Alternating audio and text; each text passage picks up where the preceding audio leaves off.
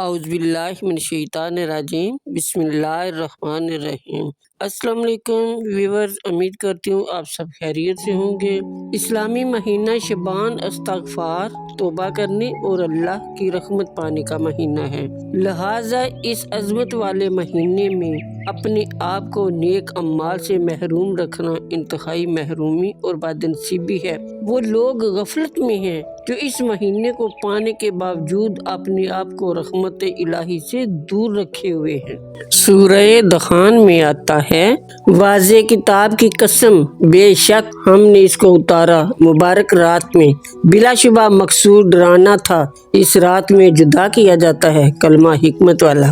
ناظرین، سورہ دخان کی اس آیت کریمہ میں جس کا ترجمہ تلاوت کیا گیا ہے مبارک رات میں ہے، بعض علماء نے شعبان کی 15ویں رات مراد لی ہے، اگرچہ یہ صحیح نہیں، کیونکہ قرآن کریم کا نزول جس مبارک رات میں ہوا وہ لیلۃ القدر ہے، جو یقیناً رمضان المبارک میں ہے۔ بہرحال یہ رات بھی بڑی ہی بابرکت ہے۔ حضور علیہ السلام کا ارشاد ہے، حضرت علی المرتضیٰ روایت کرتے ہیں کہ فرمایا، نبی کریم صلی اللہ علیہ وآلہ وسلم نے جب شعبان کی 15ویں رات ہو تو اس رات کو قیام کرو اور دن کو روزہ رکھو، کیونکہ اس رات میں اللہ تعالیٰ کی تجلی آفتاب کے غروب ہونے کے وقت سے ہی آسمان دنیا پر ظاہر ہوتی ہے، اور اللہ تعالیٰ فرماتا ہے، کیا کوئی بخشش مانگنے والا ہے کہ اسے بخش دوں؟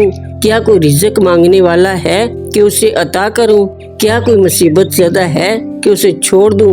کیا کوئی فلاں حاجت والا ہے میں اس کی حاجت پوری کر دوں حتیٰ کہ صبح ہو جاتی ہے۔ تو ناظرین، پتہ چلا کہ یہ رات بڑی ہی رحمت اور مغفرت والی ہے۔ اس رات گناہگاروں کے گناہ بخش دیے جاتے ہیں۔ اللہ تعالیٰ آسمان دنیا سے فرماتا ہے، ہم تو مائل با کرم ہیں، کوئی سائل ہی نہیں، راہ دکھلائیں کسے، رہرو منزل ہی نہیں۔ میاں محمد صاحب رحمت اللہ علیہ پنجابی کے ایک صوفی شاعر گزرے ہیں، آپ اسی حدیث کا ترجمہ فرماتے ہیں، پچھلی راتی رحمت رب دی کرے بلند آوازہ، بخشش منگن والیاں کارن کھلا ہے دروازہ۔ جو لوگ ایسی مبارک راتوں کو یاد الہی میں گزارتے ہیں ان کے لیے اللہ تعالیٰ کا ارشاد ہے، ان پر اللہ تعالیٰ کی طرف سے رحمتیں اور برکتیں نازل ہوتی ہیں۔ اس مبارک رات کے لیے ایک اور حدیث ترمذی شریف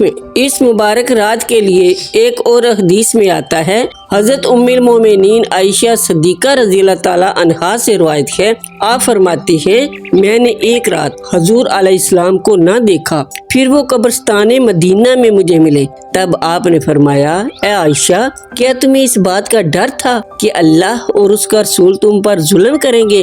میں نے عرض کیا، یا رسول اللہ، میں نے خیال کیا تھا کہ شاید آپ ازواج مطہرات میں سے کسی کے پاس تشریف لے گئے ہوں۔ تب آپ نے فرمایا، تحقیق اللہ تعالیٰ شعبان کی 15ویں رات کو آسمانی دنیا پر نزول فرماتا ہے، پس قبیلہ بنی کلب کی بکریوں کے بالوں سے بھی زیادہ گناہگاروں کو بخش دیا جاتا ہے۔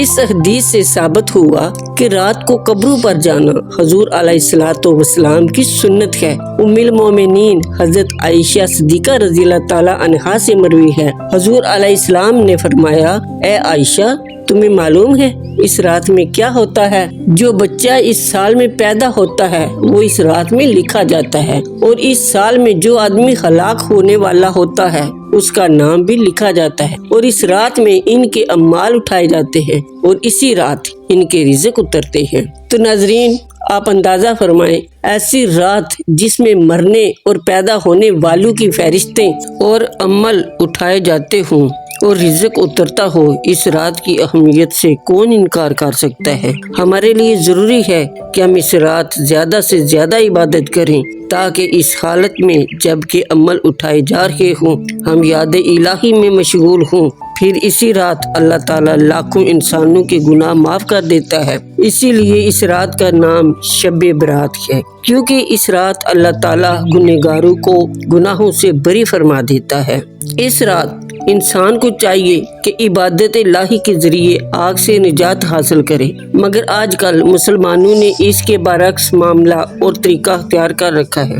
آگ سے بچنے کے بجائے گھر گھر آگ جلائی جاتی ہے اور آتش بازی خدا جانے مسلمانوں میں اس رات کیسے رواج پا گئی، جو سراسر اسلام کے خلاف ہے۔ آتش بازی سے اللہ تعالیٰ کی ناراضگی کے علاوہ جو ظاہری نقصان ہوتا ہے، اس کا اندازہ اخبارات کی اطلاعات کے ذریعے بآسانی لگایا جا سکتا ہے۔ مسلمانان پاکستان کو چاہیے کہ اجتماعی طور پر اس غلط اور خلاف شرع نقصان دہ رسم کو ختم کرنے کی کوشش کریں۔ ہر برائی کوشش اور محنت سے ختم ہو سکتی ہے۔ مومن وہ ہے کہ وہ ہمہ وقت اسلام کا مبلغ رہے۔ قرآن کریم کا ارشاد ہے، تم بہترین امت ہو، لوگوں کو نیکی کا حکم دیتے ہو اور برائی سے روکتے ہو۔ اس آیت کریمہ سے ثابت ہوا کہ مسلمانوں کو چاہیے کہ وہ اس عمل کو کبھی ترک نہ کریں اور ہمیشہ تبلیغ دین کا فریضہ انجام دیتے رہیں۔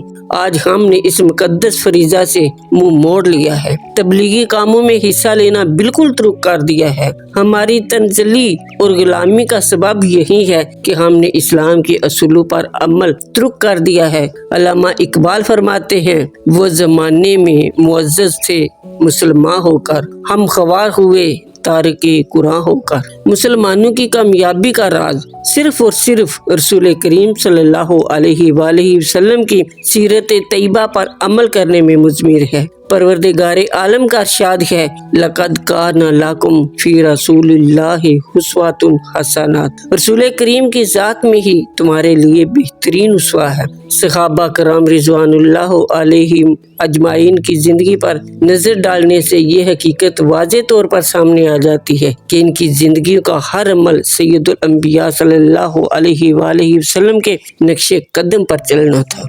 امیر المومنین حضرت عثمان بن عفان رضی اللہ تعالیٰ عنہ نے پانی منگوایا اور وضو کیا اور ناک میں پانی ڈالا اور تین بار چہرہ اور بازو تک ہاتھوں کو دھویا، پھر سر کا مسح کیا اور پاؤں کے موضوع پر مسح کیا۔ مانن آپ نے تبسم فرمایا، پھر اباب سے کہا، معلوم ہے میں نے کیوں تبسم کیا؟ امیر المومنین نے فرمایا، اسی جگہ حضور علیہ السلام نے یوں ہی پانی منگوایا تھا اور وضو فرمایا تھا، پھر تبسم فرمایا اور صحابہ سے کہا، جانتے ہو میں نے کیوں تبسم کیا؟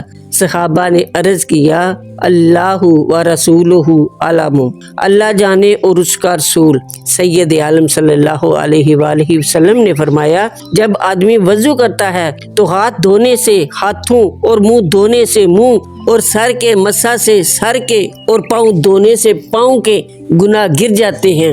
اس روایت کو کسی نے بہت اچھا نظم کیا ہے۔ وضو کر کے خندہ ہوئے شاہ عثمان، کہا کیوں تبسم بلا کر رہا ہوں، جواب سوال مخالف دیا، پھر کسی کی ادا کو ادا کر رہا ہوں۔ حضرت علی رضی اللہ تعالیٰ عنہ کے لیے ایک سواری آئی، آپ اس پر سوار ہونے لگے۔ جب اپنا پاؤں رکاب میں رکھا تو بسم اللہ الرحمن الرحیم پڑھا۔ جب زین پر بیٹھے تو کہا، سبحان اللہ زی سخر لنا ھذا وما کنا لہ مقرنین وانا الی ربنا لمنقلبون، پھر الحمدللہ کہا اور اللہ اکبر 3 بار پڑھا اور پھر یہ دعا فرما کر تبسم فرمایا، سبحانک انی ظلمت نفسی فاغفر لی فانہ لا یغفر الذنوب الا انت۔ عرض کیا گیا کہ یا امیر المومنین، اس تبسم کا کیا مطلب ہے؟ حضرت علی رضی اللہ تعالیٰ عنہ نے فرمایا کہ میں نے حضور علیہ السلام کو یوں ہی دیکھا ہے، آپ نے بھی تبسم فرمایا، تو میں نے عرض کیا، یا رسول اللہ آپ نے کس لیے تبسم فرمایا؟ حضور علیہ السلام نے فرمایا، بندہ کہتا ہے یا اللہ میرے گناہ معاف فرما دے تو اللہ راضی ہوتا ہے کہ میرا بندہ جانتا ہے کہ گناہ بخشنے والا میں ہی ہوں۔ حضرت مولا علی کا تبسم صرف اقتدا تھی اور ایک ولولہ تھا کہ جو کام حضور کریں ہمیں اسی طرح کرنا چاہیے۔ مجھے شادمانی اسی بات کی ہے کہ تقلید شاہ خدا کر رہا ہوں، یہ اللہ پہ جو تھا کیا عہد و پیمان، وہی عہد طاعت وفا کر رہا ہوں۔ اللہ تعالیٰ کی رحمت کے دہاڑے چلتے ہیں، اس کی رحمت بے پایاں ہے، اس کی نعمتوں کا شمار نہیں۔ حدیث قدسی ہے، اللہ تعالیٰ فرماتا ہے، سبقت رحمتی اعلی غضبی، میری رحمت میرے غضب پر غالب آ گئی ہے، مگر اس رحمت کے اصول کا ذریعہ اقتدائے مصطفیٰ ہے۔ حضرت عبداللہ بن مسعود رضی اللہ عنہما فرماتے ہیں کہ سید عالم صلی اللہ علیہ وآلہ وسلم فرماتے ہیں، جو شخص سب سے پیچھے بحشت میں داخل ہوگا اس کی حالت یہ ہوگی کہ کبھی چلتا ہوگا اور کبھی گر پڑتا ہوگا۔ جب دوزخ سے گرنے لگے گا تو پھر جہنم کی طرف دیکھ کر کہے گا، پاک ہے وہ ذات جس نے مجھے تجھ سے نجات بخشی ہے، مجھے اللہ تعالیٰ نے وہ انعام دیا ہے جو کسی کو نہیں ملا۔ فوراً ایک درخت ظاہر ہوگا، بندہ کہے گا، یا اللہ مجھے اس درخت کے نیچے کر دے تاکہ اس درخت کے سائے سے فائدہ حاصل کروں۔ اللہ تعالیٰ فرمائے گا، اگر تیری یہ آرزو پوری کر دی جائے تو کچھ اور طلب کرے گا۔ بندہ کہے گا، یا اللہ بالکل نہیں اور کچھ نہیں مانگوں گا۔ اللہ تعالیٰ اسے درخت کے نیچے کر دے گا۔ جب وہاں پہنچے گا تو ایک اور درخت نظر آئے گا جو پہلے سے زیادہ خوبصورت ہوگا۔ بندہ عرض کرے گا، یا اللہ مجھے اس درخت کے سائے میں پہنچا دے۔ اللہ تعالیٰ فرمائے گا، کیا تو نے میرے ساتھ وعدہ نہیں کیا تھا کہ اب کچھ طلب نہیں کروں گا؟ وہ عرض کرے گا، یا اللہ کا وعدہ کرتا ہوں کہ اب کچھ نہیں مانگوں گا۔ پھر وہ اس درخت کے نیچے پہنچا دیا جائے گا۔ جب وہاں پہنچے گا تو جنت کے قریب ایک ایسا درخت نظر آئے گا جو پہلے دونوں درختوں سے کہیں زیادہ خوبصورت ہوگا۔ اسے دیکھ کر بندہ کہے گا، یا اللہ اگر اس کے قریب پہنچا دے تو پھر کبھی کچھ عرض نہیں کروں گا۔ اللہ تعالیٰ اپنے فضل و کرم سے اسے وہاں پہنچا دے گا۔ جب وہاں پہنچے گا تو جنتیوں کی آواز سنے گا تو فوراً عرض کرے گا، یا اللہ اگر تو مجھے جنت میں داخل کر دے تو تیرا کیا جائے گا، پھر کبھی کچھ نہیں مانگوں گا۔ اللہ تعالیٰ فرمائے گا کہ تو سوال کرنے سے رکتا ہی نہیں، تجھ سے میں چھٹکارا کیسے حاصل کروں؟ بتا، تجھے جنت میں ساری دنیا سے 2 حصے زیادہ جگہ عطا کر دوں، پھر تو راضی ہو جائے گا؟ وہ بندہ عرض کرے گا، یا اللہ تو رب العالمین ہو کر مجھ سے مذاق کرتا ہے۔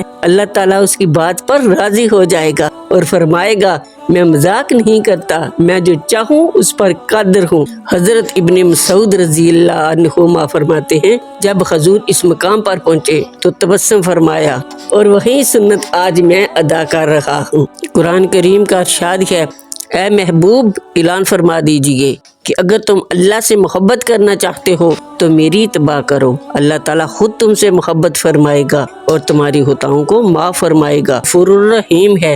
ہمیں پتہ چلا کہ اللہ تعالیٰ کی محبت کا سبب صرف حضور علیہ السلام کی اقتداء و اتباع ہے۔ اللہ تعالیٰ تمام مسلمانوں کو رسول صلی اللہ علیہ وآلہ وسلم کی مقدس زندگی اپنانے کی توفیق عطا فرمائے، آمین۔ وآخر دعوانا ان الحمد للہ رب العالمین۔